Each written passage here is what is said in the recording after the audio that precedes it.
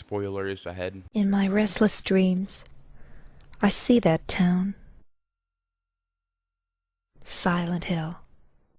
Some letters bring good news, and then there are the kind of letters that carry the weight of an impossible promise. The kind that feels more like a ghost than a memory. In 2001, Team Silent sent that kind of letter to all of us. It was from a dead woman named Mary, addressed to her husband, James Sunderland, telling him she was waiting in her special place, Silent Hill. And for over 2 decades, we've been walking with James into that fog, trying to understand his nightmare. But what if the monsters in the fog aren't the real horror? What if the true terror is what they reveal about the person seeing them? Today we're returning to those lonely streets to explore what makes Silent Hill 2 a masterpiece of psychological horror, and why its story of grief and guilt still haunts us. This isn't just a story about a man looking for his wife. It's a journey into the nature of sin, punishment, and the terrifying power of the human mind to construct its own personal hell. It's a trip that doesn't just ask what you're afraid of, but what you deserve.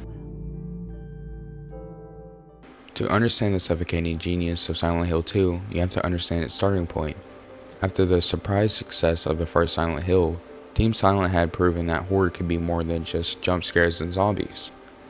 Instead of repeating the first game's story of cults and cosmic horror, the team now, with more creative freedom, chose to go deeper and darker. They set out to create a standalone story focused entirely on intricate, ugly, and tragic corners of human psychology. The team began development in 1999 with a clear goal: to craft a more mature, emotional narrative. They drew inspiration from Crime and Punishment by Devonsky, a novel about guilt, confession, and moral decay. The horror wouldn't come from an ancient evil, but from the protagonist himself. Michiru Oto returned to design creatures that were not just scary, but deeply symbolic of the protagonist's repressed psyche. And Akira Yamako's soundtrack, blending industrial noise and melodic beauty, became the heartbeat of the town itself. Team Silent wasn't just making a sequel, they were building a tragedy, a game about guilt, grief, and punishment. And in 2001, they delivered something that forever changed what horror games could be. The game begins not with a scream, but with a mirror. James Sunderland stands in a grimy bathroom, staring into his own reflection, unsure whether he recognizes the man he's looking back at. He reads a letter from his wife Mary, who's been dead for 3 years. She's waiting for him in their special place. Driven by love or something darker, James enters the fog. The fog isn't just an atmospheric choice, it's a visual metaphor for denial.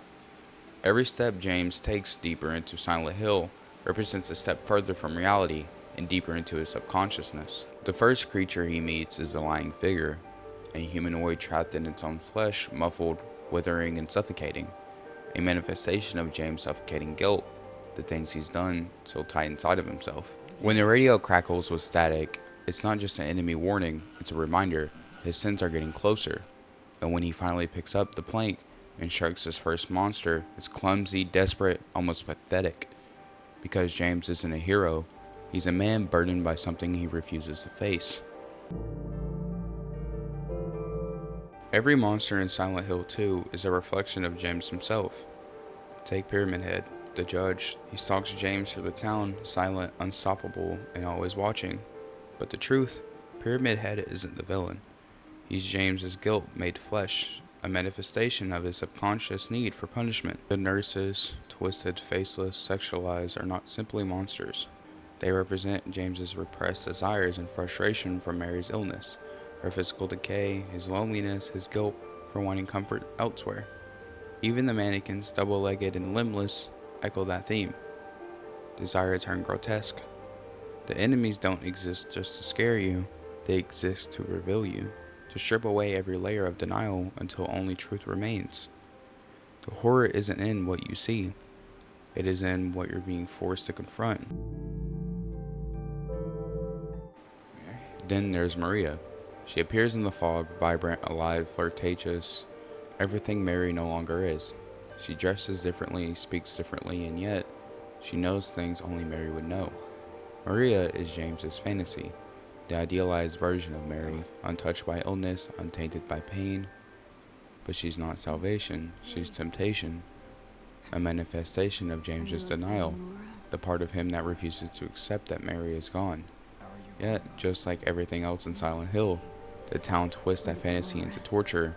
Maria dies again and again, brutally, inevitably, and each time James has to watch. The constant dying isn't random, it's punishment.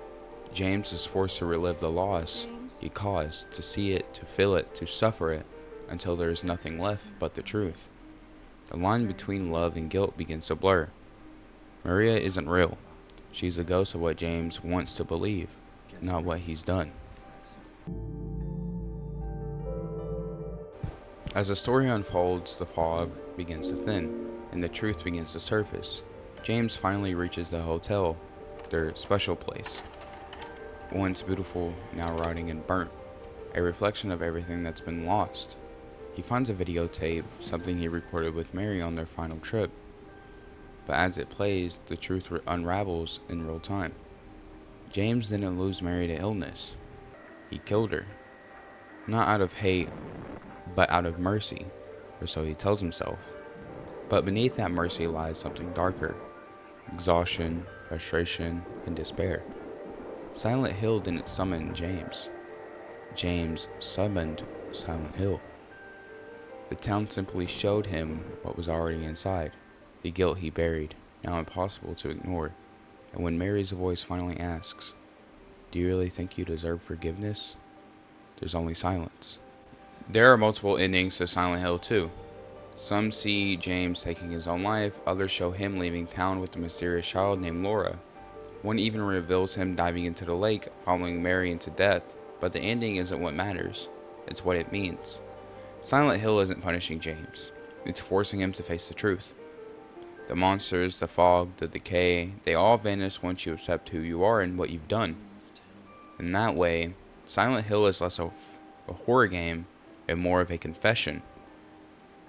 Silent Hill 2 isn't just a story about a loss. It's about what we do with that loss, how far we'll go to bury it, and whether we can really ever forgive ourselves.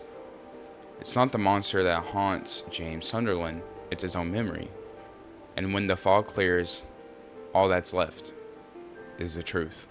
Thank you guys for watching. If you guys enjoyed this video, let me know down in the comments below. Subscribe, hit that like button. I'll see y'all boys later. Peace out.